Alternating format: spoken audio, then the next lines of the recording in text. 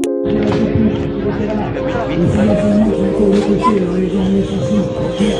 quand tu regardes ça, tu te dis, mais c'est qui ces gens? Quoi ils parlent? L'insécurité, justement, c'est eux. L'insécurité, c'est l'injustice sociale.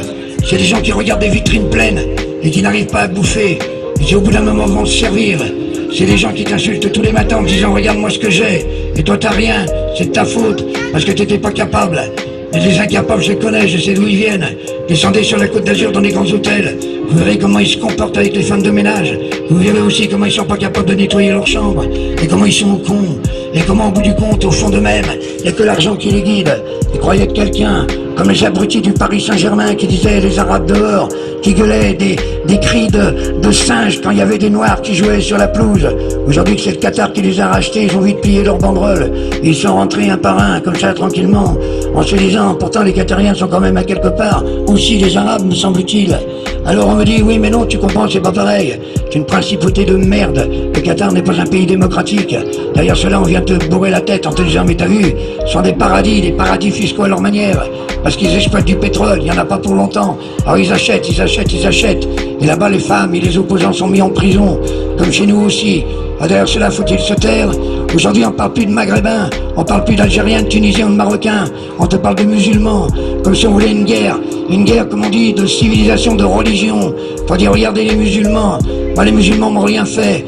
Et les mecs qui sont capables de prier par terre en quittant leurs chaussures, et qui prient là où ils sont, et qui s'agenouillent par terre à ras du sol, me plaisent autant, et beaucoup plus, que ces chrétiens qui arrivent avec des prie-dieux qu'ils ont loués, parce qu'ils ont de l'argent, pour mettre leurs jolis genoux, et prier un mec qui a donné sa vie en disant aimez-vous les uns les autres, qui a jamais voulu des papas mobiles, ni la Banque du Vatican, qui a jamais réclamé tout ça, qui a jamais demandé tout ça, qui a simplement marché pieds nus, en se disant bon Dieu, humanité, essayez de réfléchir, tué par les pharisiens, tué par son propre peuple, assassiné comme on dirait aujourd'hui, fusillé sur place, on appelle ça finalement mettre en croix à l'époque.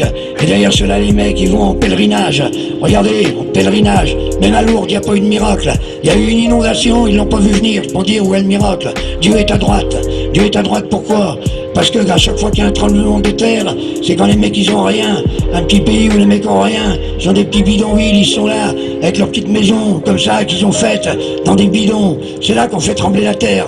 Si demain la terre elle tremble, à Monaco j'irai tiens peut-être que Dieu est devenu socialiste, d'un côté comme de l'autre, et ils me cassent les couilles, qui parlent pas de Jean Jaurès, tous les autres là, qui s'affirment et qui se taisent, ils ont ni son courage ni rien, alors qu'ils se taisent, qui parlent de pourquoi ils font de la politique, et quand tu rentres en politique, la première chose qu'on te dit, si tu veux monter dans l'appareil politique, il faut que tu sois un tueur, il faut que tu tues l'autre, et que tu marches dessus, c'est comme ça qu'ils parlent les politiciens. Avant d'arriver en haut, qu'on donne le salaire des infirmières et des enseignants, à tous nos ministres, députés, sénateurs et j'en passe, à tous ces mecs qui sont des piques-assiettes de la société. C'est pas le RSA le pique-assiette de la société, c'est ces gens-là qui montent à l'intérieur de l'argent, tel qu'ils font, qui serrent les mains là où ils font, juste pour leur porte-monnaie. C'est pas qu'on a le dégoût des politiques ou de la politique, parce qu'on n'a pas le dégoût de la politique, puisque ça veut dire organisation de la cité, que nous sommes concernés par l'organisation de notre cité, comment nous allons vivre ensemble, pour les 6 milliards de gens sur la Terre, que nous sommes citoyens de l'univers, qu'on pourrait voyager sans papier, sans passeport, parce que chaque être a le droit de se déplacer sur la Terre quand on est un être humain, parce que ça prend du temps et que c'est important. Tout ne se fait pas en préfecture. Et tous ces gens qui sont venus travailler ici, ils ont travaillé parce qu'on les a appelés, parce que ça fait la richesse à Bouygues, j'en passe. Aujourd'hui ils ont fait des gosses, alors c'est les gosses qu'on accuse, parce qu'ils n'arrivent pas à se retrouver dans cet immense bordel. En périphérie, la drogue, pourquoi elle fonctionne? Parce que tous les mecs du Vésinet ou d'ailleurs, la petite bourgeoisie latente, s'envoient en fumette comme ça, et puis on retrouve ça dans des grands cocktails de riches, et on va se servir en banlieue à Marseille ou ailleurs. On n'arrête pas, le vrai, celui qui a l'argent, celui qui possède, celui qui tue, celui qui fait disparaître, celui qui fait tuer comme il veut, quand il veut. On prend des gamins de 12 ans pour faire les guetteurs, parce que le gamin il gagne 100 € par jour, et que ça nourrit toute la famille. On va quand même comprendre quelque chose, qu'on vit dans un monde d'argent, et que les gamins ils regardent les vitrines pleines, et qu'ils pourront jamais s'acheter ça. Alors ils sont capables de déborder à tous les niveaux, parce qu'ils se disent pourquoi pas moi. Il faudrait leur dire à quelque part, que ce n'est pas l'argent qui fait l'homme.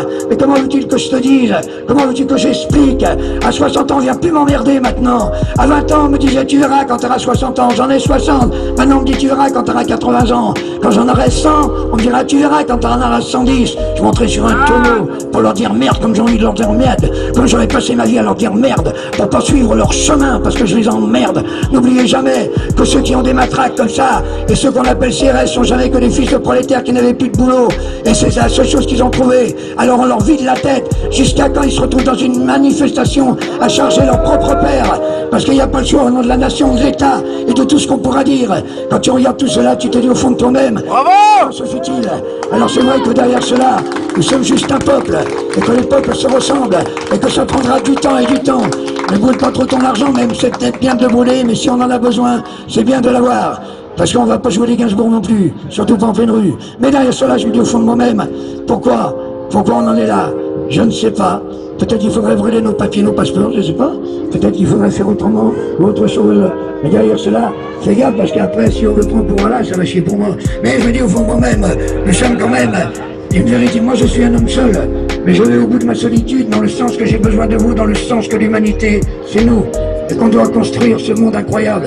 Un bébé, quand il naît, c'est juste un bébé. Et ce bébé, il est ni raciste, ni rien. Il est là, il est bébé. Et puis tu vois le père qui lui dit, ah, quand tu seras grand, tu voteras Front National. Ah, quand tu seras grand, tu voteras Front National. Et le bébé, qu'est-ce qu'il fait? Il chie. Voilà, c'est tout. Parce qu'il a juste envie de chier. Voilà. Alors, justement, c'est là le grand problème. C'est les questions à se poser. Pourquoi on vote pour eux? Et pourquoi ils ne tiennent pas à leurs promesses? Mais nous, qu'est-ce qu'on veut vraiment construire en ce monde? De quoi a-t-on vraiment besoin? Est-ce qu'on réclame que de l'argent? Plus d'argent? Je suis d'accord, quand je vois les petits salaires. Cela, il faut les augmenter. Il faut que les gens puissent aller mieux dans leur vie. Si ça aide à ça l'argent, je suis d'accord, c'est juste un échange. C'est pas normal qu'un mec qui travaille toute la journée se retrouve avec tout juste 1200 € par mois, et que les autres viennent taper dans un ballon à 500 000. Mais qu'est-ce que tu veux que je dise? C'est celui qui a 1200 € par mois qui paye ses entrées je sais pas combien au PSG. Et si tu dis du mal de leur footballeur, il te casserait la gueule en disant t'as pas le droit de toucher à celui-là. Attention, faut voir. C'est un long chemin, messieurs, dames. Long chemin de solitude. Le courage, ça n'existe pas. C'est juste un fait comme ça par hasard. Dire ce qu'on a envie de dire, ce n'est pas une preuve de courage. C'est simplement parce que c'est nécessaire. Parce que ça fait partie de la survie. Et puis quand tu apprends à ne plus avoir peur de la mort, tu t'aperçois que c'est pas la mort qui est grave. C'est la vie qu'on a ratée. C'est tout ce qu'on n'a pas fait, tout ce qu'on n'a pas pu dire, tout ce qu'on n'a pas construit. Je préfère au bout du compte qu'on se rappelle de moi dans ma voix, dans mes chansons. Et mes petits-enfants, ce que je leur apprends, c'est que leur grand-père, il avait des choses à leur raconter quand il revenait même d'Aurillac. Il leur disait tout ce qu'il avait à leur dire. Et qu'ils entendent bien ma voix et qu'ils s'en rappellent. Et qu'ils disent un jour, ah, si t'avais vu mon grand-père, ça me touche. Beaucoup plus de savoir quel meuble j'ai. Tu vois la manière qu'on pille les meubles des vieux, comment on vide les appartements quand ils sont morts, comment on revend tout ça juste pour la thune, comment on vide les appartements, les petites maisons, les petits trucs, parce que ça fait de la thune. Et puis après, tu vois, le seul mec, y a plus rien. Et quand t'as grandi dans une maison d'enfance et que tu te rappelles la maison où t'as grandi, des fois t'as pas envie de la vendre. J'ai un ami, moi, qui habite sur l'île Dorée. C'est un type fabuleux. Il a hérité de la maison de pêcheur, de son arrière-grand-père et de son arrière-grand-mère. Et ça allait comme ça. Sauf qu'aujourd'hui, il est imposant sur les grandes fortunes, à cause de tous ces connards qui sont installés là-bas et qu'on fait flamber les prix. Et lui, il ne reste plus qu'un seul choix, c'est de vendre sa baraque. Sinon, on va lui la saisir parce qu'il ne veut pas payer les impôts locaux et les autres impôts. C'est quand même incroyable, la manière qu'on a de virer les gens juste par l'argent. Alors c'est pour cela que c'est un très long chemin. Et puis finalement, au bout du compte, je n'ai jamais renié ni mes 14 ans, ni même mes 5 ans, ni même mes 60. Je me pose la question sur mes rêves de gosse. Et ces rêves de gosse, je ne les trahirai jamais. Parce que quand je prenais mes amis par le cou, et qu'on était en train de courir comme ça dans le peu de nature parfois qu'on avait, et qu'on se disait qu'on était les meilleurs amis du monde, c'est là que j'ai rêvé le plus dans ma vie. C'est là que j'ai eu le plus d'émotions. C'est là que j'ai été le plus fidèle avec moi-même, en me rappelant tout ce qui était possible et inimaginable.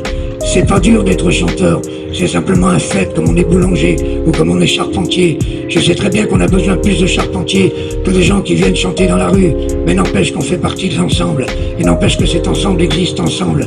Messieurs, dames, vous avez tout dans les mains.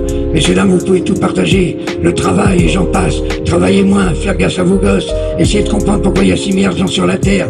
Dis non au patronat d'un seul coup. Je rêve qu'on dise d'un seul coup que tous les gens se lèvent, que tous les syndicats du monde, mais ils en sont pas capables, se lèvent en même temps en disant nous allons faire une grève internationale et nous allons tous arrêter de travailler au même moment dans le monde entier. On verra des gamins de 6 ans qui sont en train de coudre des pompes que nos enfants achètent dans les supermarchés de leurs 6 ans. Pourquoi? Pour même pas 10 € par mois, pour essayer de nourrir la famille, parce que ce sont des familles nombreuses.